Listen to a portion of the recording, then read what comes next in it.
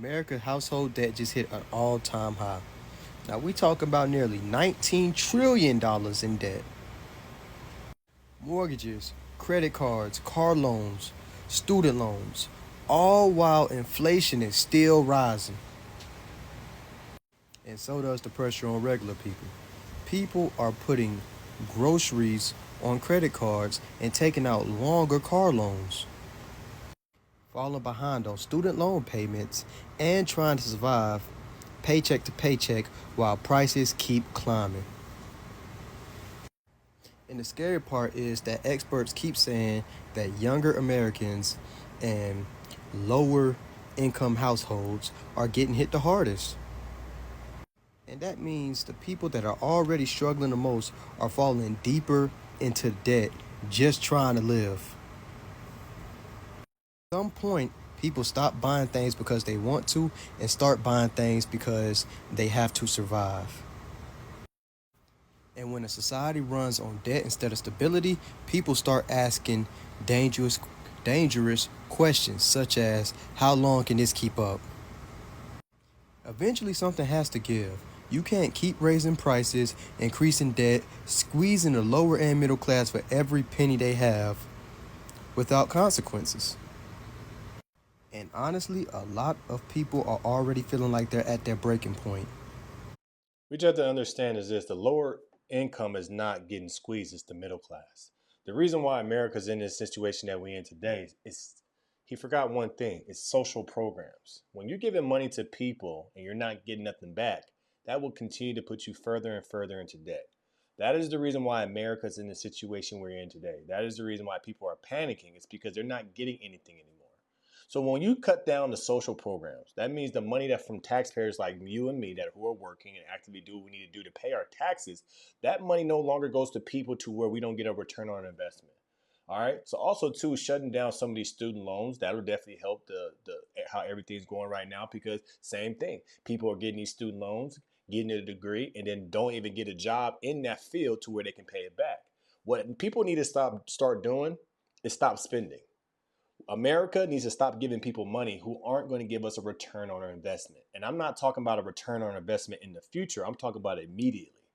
That was the problem. That's the reason why America's in the situation that it is today. It's because we giving too much money to people who don't do nothing with it. All they do is spend it, but we get nothing back. We get nothing in return.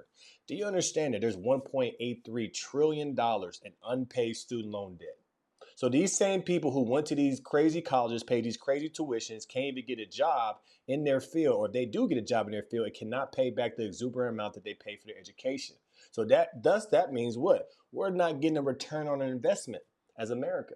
We have to start making quality and better investments into people, right? No more social programs. If I give money to a child daycare, Medicaid, all these things, what do we get back? Nothing. We get absolutely nothing. Well, also what Americans need to start doing is stop spending, living above your means.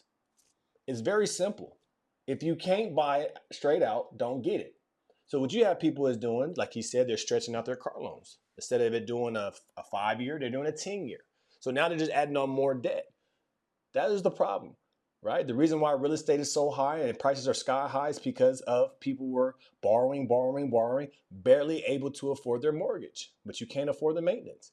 What people need to do to make America better and stop drowning in debt is stop spending. We as Americans have to stop spending and stop living above our means. And also to the government, which is they already doing through Trump, they're stop giving money to these programs that do nothing for us. We have to think about us and our taxpayer dollars as an investment. And you want a return on your investment. Right now, before President Trump got in, a lot of money went to social programs, but what did we get back? That's one of the main reasons why we're in a deficit today. Another day, another dollar that we don't have, because new reports are out that says that the United States and Americans are in more debt than ever.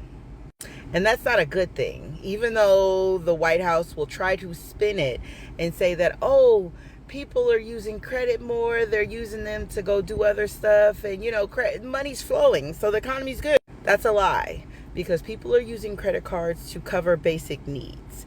And with the inflation outpacing the wage increases for Americans, it's spelling disaster. They're saying a large portion of that is mortgage debt, which is about 13.8 trillion. They said school loans is about 1.3 to 1.7 trillion. And then they said household credit cards and things like that, that's about $2 to $3 trillion. So basically, with the credit card debt, you see people think they're using their car on their bare necessities. Before, they've been using their credit card to get things that they couldn't afford: vacations, Gucci bags, Louis bags, cars, all of that. The reason why we're in a situation today, and the reason why these numbers are astronomical today, is because of what everybody did in the past. Remember, COVID came. People so forget COVID. What was happening during COVID? Everybody was getting money for something. And then you were pumping that money into the economy. You didn't care about price, and you were raising everything. That's the reason why you have to pay attention to COVID. And it's crazy how people forget that. Also, too, you have to remember, if we increase the wages to a crazy amount, what do you think is going to happen to the price of everything? It's still going to go up. In order to bring price down to a good level, you have to stop buying. See, people are failing to realize that if I stop buying stuff, the price will come down. It's called supply and demand. If the demand is there, they will keep the price up. They will even push it up even higher. If the demand is not there, they will bring the price down because they don't want to lose money on their product. For example, if you look at the SNAP EBT, when they took that away, what happened to the price of all that BS stuff they were buying? It went down. Supply and demand. That's a crazy thing about America. They don't understand economics. And this is a simple economics thing that you learn the first day: supply and demand. Right? Stop buying stuff. Stop using a credit card to buy stuff. You don't need it if you need to use a credit card. Use your cash. People need to start living by their cash, not by their credit. Just because they say you're approved for it does not mean that you can pay it. That just means you're approved to be able to pay the interest, but not the full amount. You have to start thinking like rich people and using your cash, having assets, putting your money into things where you can live off the interest. But just because people cry about, we need to make more money. If you make more money, you're going to buy more stuff. In order for things to come down, in order for things to come back to a reasonable level, you have to stop buying. But we still see that Americans are still spending money. All you have to do is stop buying. They also mentioned about the whole mortgage thing, that mortgage rate hikes went up. So they said on average, each person who pays their mortgage that has one of those variable rate ones and it's not fixed, or even if it's fixed and it has that weird fine print, it went up $126. So healthcare went up. We reduced healthcare. Food went up. We reduced food stamp recipients. Also the Medicare, Medicaid, SSI also they didn't give them as much money. My mom's on SSI. She said the annual increase that they got, it doesn't even cover what she has going on. So now I need to help support my mom because she lives in another state. So everything is outpacing what we make. So if everything's outpacing what you make, so you should not be trying to buy the things that you don't need. If everything's outpacing, it has nothing to do with your wages. It has to do with your lifestyle. It has to do with you stop spending. That's the reason why everything's outpacing. You guys claim that you're broke, but you're still spending. You can't be broke if you're still spending, whether that's on a credit card or a loan. You're not broke. If you want the pricing to come down immediately, everybody in America has to stop buying stuff because it's the supply and demand. You guys say you're broke, but you're still spending money. That doesn't make sense. Let me know your thoughts about this in the comments below. Like, share, subscribe to the channel. It's always going to keep the thing rock. Keep going. Tap into the No Filter Morning Show Monday through Friday.